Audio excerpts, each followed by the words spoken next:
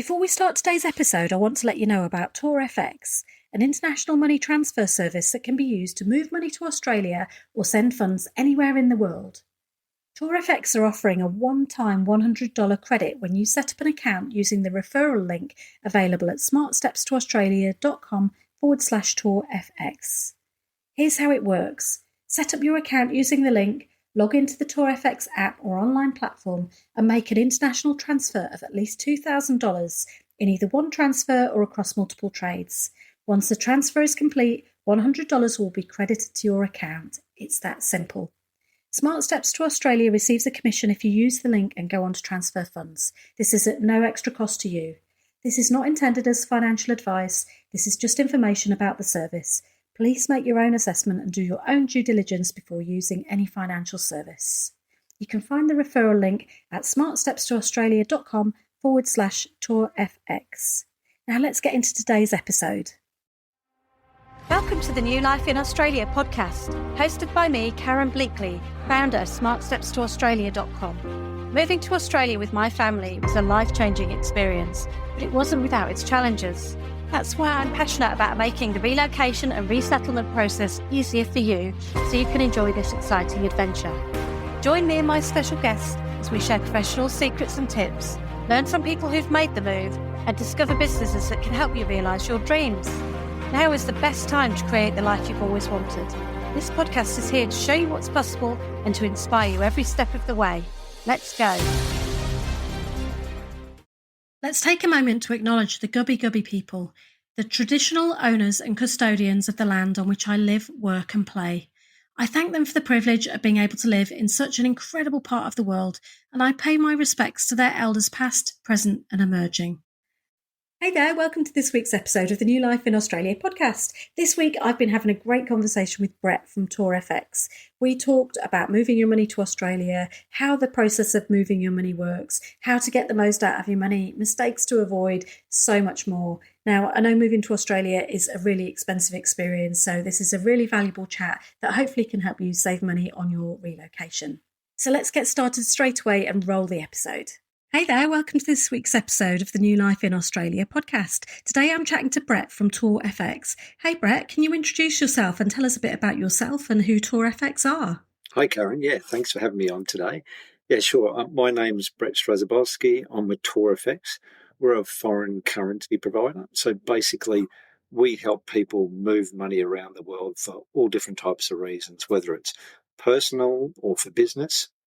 We just offer better rates of exchange than what you typically get from other providers and a real high-touch personal service. A little bit of background on our company. We've been around for just over 25 years. Head office is in the UK, in London. We have 25 offices around the world. Been in business for 25 years, been in Australia for just over 11. And last year, we facilitated in excess of $20 billion in transfers for our clients globally. Now, when you're moving to a new country and everything's new and you're trying to figure everything out, I know a lot of people just think about using their bank to transfer their money overseas. What's the difference really between using a company such as yourselves and just using your everyday bank to move your money over? Yeah, great question, Karen. I mean, we're all kind of defaulted into just thinking we have to use our bank. We're like preconditioned, right? So it's just automatic. Oh, I need to move some money around. I'll just use my bank.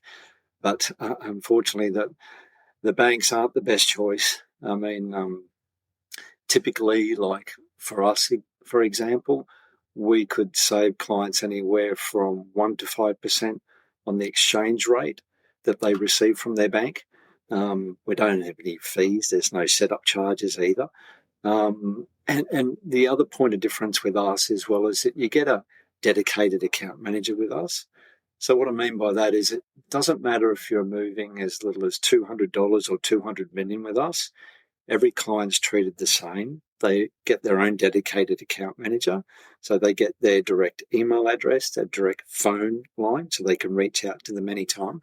So the account manager's there just to help them with their account, provide them with some market guidance if they need that, and they're really there to just maximise the value of their transaction. So why is it that banks are so much more expensive if you just go into your branch and try and transfer your money? Yeah, absolutely. I mean, at the end of the day, banks are in the business of lending money. Foreign exchange isn't their core business, whereas us, we only do foreign exchange and nothing else. So we do it really well. And that's the main difference. I mean, I'll just revert back and go, right, when it comes to exchange rate, I'll give you an example of how I've been able to assist a client recently moving some funds from the UK over to Australia. So the lady, she was purchasing a property here in Australia. She'd been here for a little while. Her property was on the market over in the UK. So she was just waiting for the settlement to happen. Once she had the green light to do that, we helped her move just over £300,000 to Australia, and we're able to achieve an additional 18,000 Australian dollars into her bank over the UK bank she was using. Wow, so that's huge. Now, listen, it's huge. Now, all banks set their rates differently. They're not all the same. And the exchange rates fluctuate all the time too. But generally speaking, like I said, we can save clients on larger transactions, not just a couple of $100. It tends to be in the thousands or tens of thousands. So. Yeah, that leads into my next question, really. What costs do you need to be looking at? Obviously, there's fees involved in sending the money, but then you mentioned sort of the exchange rates that people are getting with moving the money to give them more. What should people be looking at? Yeah, they just need to be careful because, yet again, you're talking to the bank and you ask them, listen, I did to send some money over to Australia. How much will it cost me? It might cost you, they might say it might cost you £100 in fees to send the funds across, which just sounds great, but it's just a real lure into going, right, that's all it's going to cost me, that's fine. But right at the back of that is hidden a really poor exchange rate. That's where you're really going to lose significant amount of your funds. Yeah. So you need to look out for that exchange. It's about comparing all of it, isn't it? So I think a big reason people do tend to use their banks is they know their banks, they trust their banks, they know their bank's going to take care of their money. It can be really scary, especially if you're moving, like you say, £300,000 or whatever overseas. How do you keep clients' money safe and protect that money, and how are you regulated? Yeah, that's a great question. I mean, we're regulated by AUSTRAC, and we have our own ASFL license, Australian Financial Services license, and we use the SWIFT platform the same as all the major banks. So that means that every single dollar is traceable and trackable. So in over 25 years of business, we've never lost anyone's funds. So using that SWIFT platform is one of the highest regarded platforms to move currencies around internationally. Yeah, no, I think that is a big reason why people tend to use their banks. It's just that feeling that they're safe, but they're safe with other companies too if they do their research and they make sure that they're using a reputable company. Yeah, that's it. And another little add-on service that we offer clients too, when they're moving the larger tranches of money, I mean, when they go ahead and book the transfer with us, we have a second layer of protection as well, and that is that once the call is finalised, the client's booked their transaction, we'll have one of our team members reach out and do what we call a high value call. So it's ringing the client back, just confirming that they want to move the funds across, confirming where the accounts, where the funds are going to land and which account, just to ensure that that's what they intended to do. So just that little extra service that we offer as well, just to give people peace of mind. Yeah, no, that sounds good. And is there a minimum or a maximum amount you can transfer?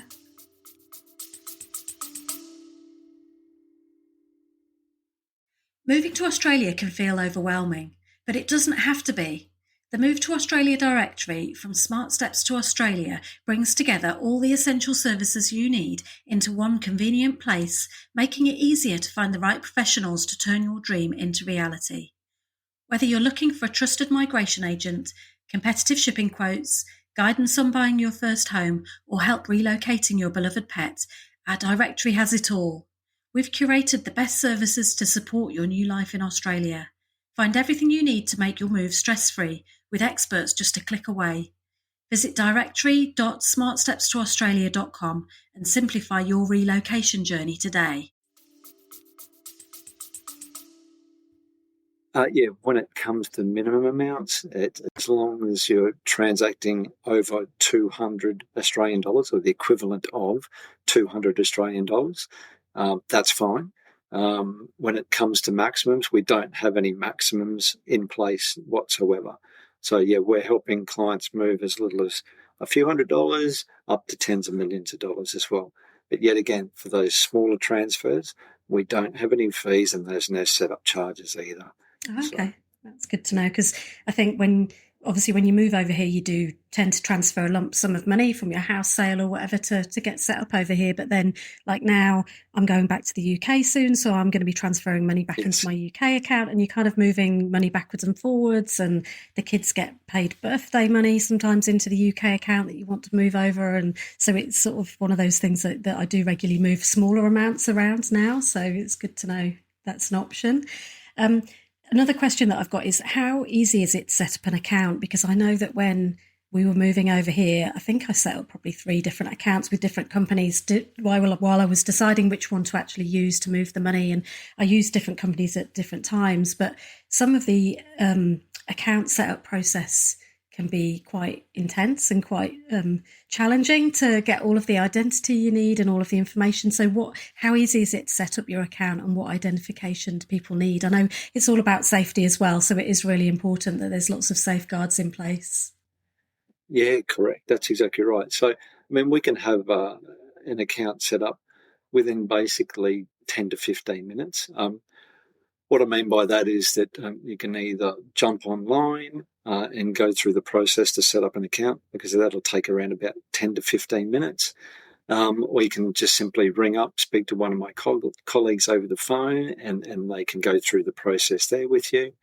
And in terms of once the account has been set up, so it goes through our compliance team, make sure everything is ticked and in accordance to regulations at our back end, and the account's approved and active, ready to go. So that's all same day. When it comes to types of documentation that's required, we always need a proof of address and a proof of ID. So that's either ID can be either passport or a driver's license. So it's to protect the client as well as protecting us, to ensure that we're complying with all the Australian regulations as well. Yeah. And what does the process of actually moving your money over actually look like in reality? I know when I first started transferring money abroad, it was a bit of a learning curve to kind of get used to the process of where the money goes and how it moves on. What does the process look like for you? Yeah, sure. So once your account's all set up with us, you'll be assigned your own dedicated account manager. So they're there to help you, like I said before, just give you a little bit of market guidance and just walk you through the process so you're not left alone. So then once your account's ready to go and you're ready to move funds, typically, like if you're moving funds from the UK to Australia, you just do a transfer from your local bank there into our local Barclays account, client segregated account. So it's a local transfer, and then under your instructions, we'll send the funds over here to Australia. So that's normally 24 to 48-hour process in sending those funds across. Yeah, and that's great. And I know you were saying you have a dedicated account manager when you open your account. Is it something that you can generally do online yourself without speaking to somebody, or is it generally something that you need to call up and kind of have a chat to somebody about? Yeah, absolutely. Yeah, I mean, every client's different. Some clients just love technology. They'll jump online, they'll use the online platform or use an app. And then we've got others that just love picking up the phone and just chatting to someone. So we've got all different types of clients with all different types of needs. Also got clients that use a blend of both. You know, when they're on the go, that they need to move funds quite swiftly, they'll just jump on the app and move the funds that way. Or if it's larger amounts, they like to just pick up the phone, have a chat to their account manager, and just try and work out a strategy of moving the funds across. So yeah, no, that was me for sure, because I'm somebody that loves to do everything online generally, but when it came to actually moving our main bulk of money over, we wanted to speak to somebody just so there was somebody there, because it just felt like a really scary thing to be moving all that money over. But it's so good having an app to just transfer it. Yeah, so true. So with getting the best rate, can people be looking at exchange rates now on your site and kind of planning ahead and locking in a transfer for the future, or how does that all work? Yeah, to try and get the best rate. Yeah, absolutely. So yet again, this is where the dedicated account manager comes in. So it's a really good idea to have a good conversation with them, because they'll get an understanding of what your requirements are to move your funds. Some people need to move them quite hastily, others have time. So the account manager is there to really monitor and watch the market for the client. We can set things up like rate alerts. So if a client's got a particular rate they'd like to achieve in a period of time, the account manager can set that all up for them. Once that rate's achieved, they can simply ring the client or email the client and say, listen, your rate alert has triggered. Would you like to go ahead and transfer your funds now? So that's a really good way of maximising your transfer. And there's other tools that we have as well, like forward contracts. So what I mean by that is that if the client's looking to move a set amount of money and they want to set that rate, a particular rate, they can fix it for anywhere up to 2 years. So you can have a fixed rate for anywhere up to 2 years to move those funds. So yeah, there's different tools and strategies we can use. No, that's great. So with the forward contracts, like you can be looking at what the rates are right now and lock that in for the future, even if you're not ready to move the money right away. That's exactly right. Yeah, like if you're really happy with the rate that's on offer right now, yeah, you can definitely lock that in for a period of time in the future. Yeah, no, that's good. Now, with somebody kind of looking online, trying to make a decision about who to use to send their money abroad with, what should people be looking for when they're doing their due diligence? What kind of regulations and what information should they be looking for from a company such as yourselves to sort of confirm to themselves that you're the best choice? Yeah, absolutely. So yeah, you just want to make sure whoever you use, they offer a safe and secure facility. They are regulated and they have their own ASFL license, and reputation is everything. So look at the reviews. I mean, with us, we have a CanStar 5-star rating for our service for the last 7 years in a row. There's no other FX provider on the market that has those accolades.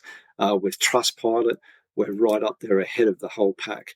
So, yeah, really take a deep dive and have a look at the reviews, because you just need to also just be mindful that, especially if you're moving large amounts of money and you're committing to just an online platform and you have an issue, that you just need to be mindful and just work out and ensure that you can reach out to them and talk to them on the phone, because a lot of the online platforms unfortunately just offer just a email inquiry service if you have an issue. So that can really trigger someone's anxiety and stress to unbelievable levels if you're trying to move substantial amounts of money and you can only email someone and hope for a response back.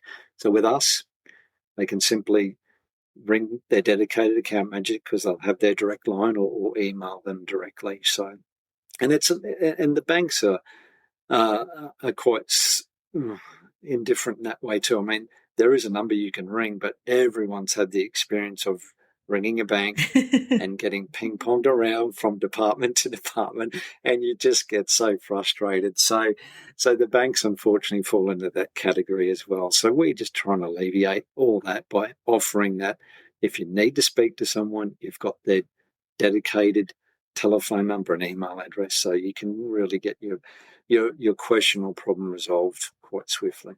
Yeah, no, that's really important as well. I know that I do see in a lot of the migration Facebook groups, people commenting and asking questions that they're in the middle of a transfer and something's gone wrong and something's happened and they're really struggling, and they're asking in a Facebook group because they can't get hold of the actual company. They've sent an email and they're waiting and they're panicking, and there must be nothing worse, especially when it's your your transfer for your big new start in life, and it's quite a lot of money to you, and it must be awful. And I know that's what I always say to people is when you're picking a service, like all services can have problems, but what you need to know is that service that you're choosing has the customer service there to help support you with any problems that you do have. And that's a huge thing to know there's a human on the end of the phone call.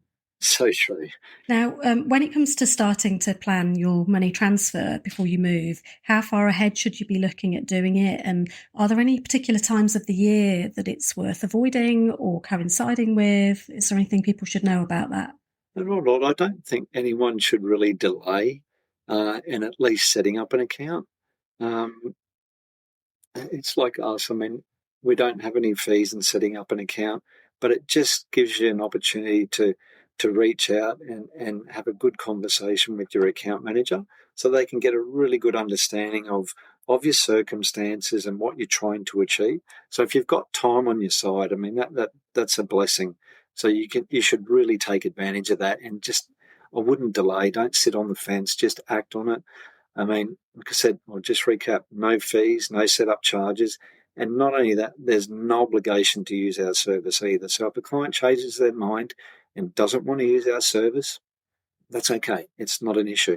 But yeah, I wouldn't sit on the fence. I would act pretty much straight away. Yeah. Just so you can get, as they say, get your ducks aligned so that everything falls into place when you need it to happen. Yeah, and it's another thing ticked off your list as well. If you know you're going to have to move the money over at some point, have the account set up ready so you're just ready to go when your house money's hit your account or whatever it is. Yes, so true. And, you know, like you said, you're busy doing other things. The last thing you need to be doing is looking and watching the foreign exchange markets every hour of the day when you can actually give that responsibility over to your account manager.